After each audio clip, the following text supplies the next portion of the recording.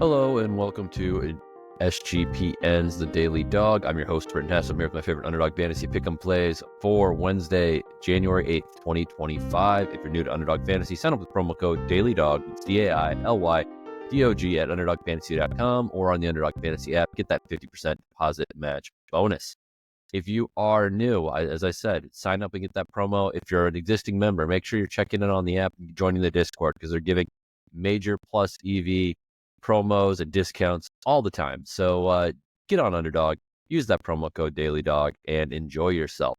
I'm going to give out several entries today. I think I'm going to give out, oh my God, more than I even thought. I'm giving out 8 entries today to celebrate a winning day yesterday. Another winning day. Monday was a little bit slow, but yesterday we hit our goal entry in NHL, which is a 5.4x multiplier. Then we hit a nice little 3x in tennis.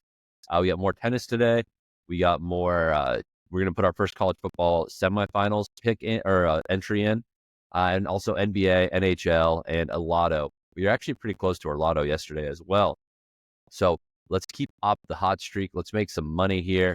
And I apologize, it's coming out probably 30 to 45 minutes later than usual. I'm in Los Angeles where there is some fires happening, and they have made a couple things inconvenient. I'm not in like the danger zone or anything like that, but just, elevators being out and stuff like that has slowed down my morning just a little bit.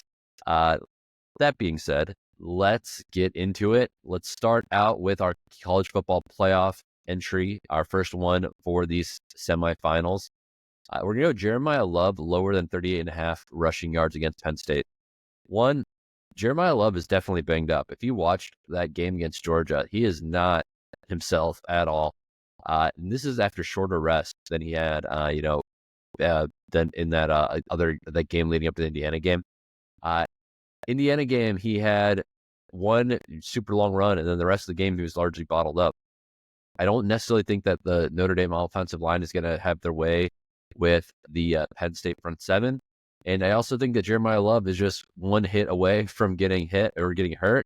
And I also think that he's, it's not necessarily guaranteed that he's going to have the breakaway speed we're used to seeing with him based on his injury. I'm going to pair that with Will Howard, higher than 248.5 passing yards in the game on Friday. The Ohio State quarterback has plenty of receiving options.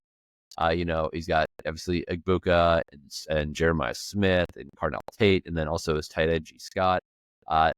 There's a lot of guys who can have huge games for him. So I think that higher than 248.5 passing yards is very, very doable. I mean, even ASU started to find some passing. They had to get creative, but they found some passing success against this secondary of Texas, and that was without their top wide receiver. So I think Howard is in a great spot to excel here. All right, let's move on to stuff that is happening today. Let's go to the NBA entry number 1. RJ Barrett, higher than 1.5 3-pointers made. I play this all the time with this guy. He hits this all the time. I just like, if they're going to give us a flat multiplier or even sometimes a enhanced multiplier, I'm going to take it. His old team, the Knicks, I know that, he shoots, 5 to 7 3-pointers a game pretty much. Just with his percentages, higher than 1.5 is just always going to be a play for me when it is a flat multiplier. So use RJ Barrett, higher than 1.5 3-pointers made against old team, the Knicks. Pairing that with Kawhi Leonard, higher than 18.5 points, rebounds, and assists against the Nuggets. Nuggets in a back-to-back.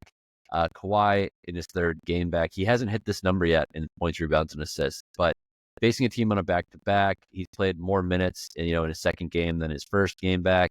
I think there's a good shot that they're going to keep on letting him go and get some experience against a pretty good team in the Nuggets here, or at least not get experience. He's experienced as anyone in the NBA, but get a little bit more, reps and a little bit more minutes out there to get back into game shape. So give me Kawhi Leonard higher than 18.5 points, rebounds, and assists. This is a 3x multiplier, pretty standard.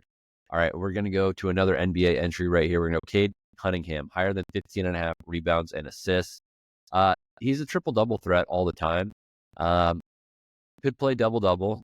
You could play, his points, his rebounds, or his assists straight up. But I just think that he's a guy who's getting like 9 and 8, 9 and 7 per game, 10 and 6, whatever. Cade Cunningham has just really good stats. He's a really productive player. I know the points have been great lately, but the rebounds and assists haven't really fallen off either. So I think that we're getting value on this market particularly. because everyone kind of focuses on the PRA and focuses on the points or just his assist number. Just rebounds plus assists is low key really good value here, higher than 15 and a half rebounds and assists. Then we're going to pair that with Tyrese Haliburton, higher than 9.5 assists as the Pacers take on the Bulls. Haliburton is a guy, he's a double-digit assist guy on any given night. I think that we get a little bit of a sweet multiplier by notching this one up from 8.5 assists to 9.5 assists. Totally worth it in my book. That makes this a 3.33x multiplier. All right. NHL entry number one. Alex Ovechkin, we're back to the well, higher than 0.5 goals. Didn't score last time we had him on here, but that doesn't mean he's done scoring this year. I think Ovi is still, one of the elite scorers in this league, despite his enhanced age and maybe his dad beer belly or whatever you want to call it, because he's definitely maybe not as fit as he was 10, 15 years ago, but he still can get the puck in the net and light that lamp. So give me Alex Ovechkin, higher than 0.5 goals in a home game for the Capitals. We're going to pair that with Anze Kopitar, higher than 0.5 assists as the Flames come to town after they played Anaheim last night. Kopitar, another older player who is super productive. I mean, assist machine, still can score, still massively important for this squad as far as scoring and helping with scoring. So give me Kopitar higher than with 0.5 assists. If Ovi gets a goal and Kopitar gets an assist, that's a 3.72x multiplier. Let's go on to NHL number 2, Sam Reinhart, higher than 0.5 goals. Sam Reinhart in Florida, he is, he's just a goal guy. I mean, he's a point guy, he's a goal guy, but it's actually pretty impressive. So on the year, he's got 22 goals and 24 assists for 46 points in 41 games. So pretty impressive stuff from Reinhart. He is getting a goal, averaging half a goal a game. We're getting a enhanced multiplier here, even though he's doing this his average is over 50%. And they're going to play the Utah Hockey Club. Utah is actually not that bad. This former Arizona Coyotes team, not that bad, but I think the Panthers can take care of business on the road here. They've had a little bit of trouble. They had some trouble in their last game versus the Avs on this road trip. Utah is a little bit of a softer landing spot, so I expect Reinhart to be contributing on that score sheet. We're going to pair him with Logan Cooley, going back the other way, higher than 0.5 assists. Logan Cooley, obviously a very good assist man for this Utah Hockey Club. He's the second leading assist guy on the squad behind Clayton Keller. Again, I think that there's going to be some goals in this game. Just given that the Panthers are on a road trip, Utah plays well at home. So there's a lot you can really get. There's a lot of opportunities here. I mean, it's not necessarily going to be, a 10-goal game, but I think that we're going to be 6-7 goals. So there is a very good shot for Cooley to get that helper there. All right, let's move on to tennis. We hit one of our tennis, or we had one tennis slip yesterday, and it actually hit. So we're going to go to 2 tennis entries this Wednesday here. We're going to go with Mark Lajal. That's Lajal, the white Estonian guy with dreadlocks. Lower than 0.5 sets lost. Been watching this kid a little bit lately. He's pretty good serve. I don't think this is Australian Open qualifying. This match will be about 7 p.m. Pacific, 10 Eastern, probably a little bit later. He's going. He's not going to do anything in the Australian Open, that's for sure. But his opponent, Faria out of Portugal, is more of a clay court guy, Jaime Faria. So it's just Lajal's power is going to probably win this one. He just needs to avoid the long rallies and make sure that he's holding his serve. If he does, he should win tie breaks. So I really like him to win this thing in straight sets. So Mark Lajal, Lajal, lower than 0.5 sets lost. Pairing that with Leonard Tien, the young American out of Newport Beach, California, lower than 9.5 games lost. One of the top under 20-year-olds in men's tennis right now, if you ask me. Not even asking me, I mean, objectively, Leonard Tien is kind of taking a huge step forward. He is facing off against Joseph Kovalik, who is an okay player, but he's kind of an older over-the-hill player. He's a little bit experienced, but I think Tien's speed around the court, his serve is going to serve him well here. So I'm taking Leonard Tien or lower than 9.5 games lost. Again, that's Lerner, Learner Tien, Leonard Tien, lower than 9.5 games lost, 3.87x multiplier. Tennis number 2, we're going back to Christopher Eubanks, lower than 0.5 sets lost. I think it's kind of a joke that we're getting a good number here. Eubanks, this is also in Australian Open qualifiers.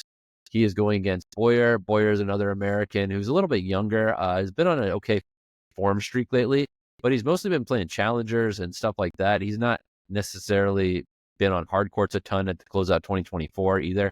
So I really like Eubanks here. The dude needs to make the money that you get from making the first round after missing a lot of time with injury last year. Give me Eubanks lower than 0.5 sets lost in this matchup. We're going to pair that with Amanda Anisimova, higher than 21.0 games played. She's going against my girl, Alina Evanesian. Evanesian likes to muck up matches, draw them out, go 3 sets. I think we're going to see a 3-setter here. So that's why I'm taking Anisimova higher than 21 games played. Her with Eubanks lower than 0.5 sets lost is 3.9x. All right, quickly we'll get to the Lotto. I'm going with Pascal Siakam higher than 31.5 points, rebounds, and assists against the Bulls. Kevin Fiala of the Kings higher than 0.5 goals. Dylan Strome of the Capitals higher than 0.5 assists. And then in tennis, Thiago Monteiro lower than 0.5 sets lost. Again, that's Thiago Monteiro lower than 0.5 sets lost. So that is a 22.03x multiplier or 13.21x/3.3x if you play it as a flex. Again, that was Pascal Siakam higher than 31.5 points, rebounds, and assists. Kevin Fiala higher than 0.5 goals. Dylan Strome higher than 0.5 assists. And Thiago Monteiro lower 0.5 sets lost. 22.03x if you play that straight, or 13.21x/3.3x flex. All right, that's all I got for you today. Let's make some money.